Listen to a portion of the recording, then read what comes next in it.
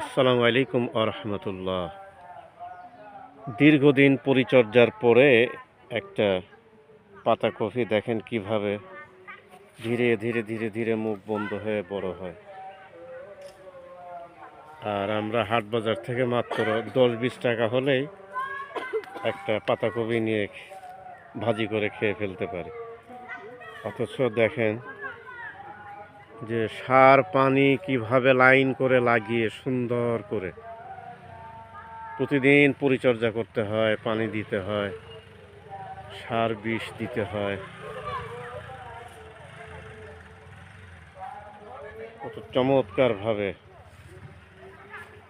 একটা সবজি আমাদের হাতে আসে অনেক দিন পরে, অনেক যত্নের পরে এবং অনেক কষ্টের পরে।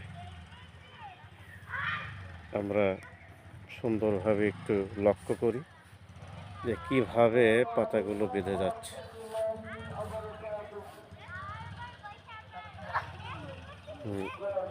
কয়েক হাজার পাতাকপি এখানে উৎপাদন হবে ইনশাআল্লাহ। আপনাদেরই উদ্দেশ্যে গরুর গোশত দিয়ে ভুনা করবেন, চমৎকার হবে। শুটকি দিয়ে ভাজি করবেন, চমৎকার লাগবে। একটু জুম করে ভিতরে নিয়ে যাই। আরও অনেক বড় একটি ক্ষেত থেকে আমরা ছবিটা নিচ্ছি।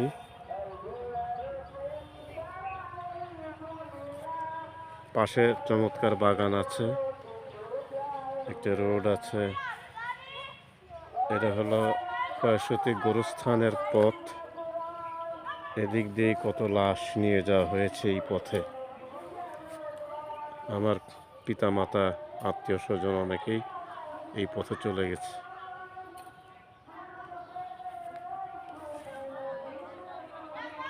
বাগবাগিচায় ভরা একটি বাগান থেকে ছবিটি নিলাম ভিউয়ার্সদের উদ্দেশ্যে।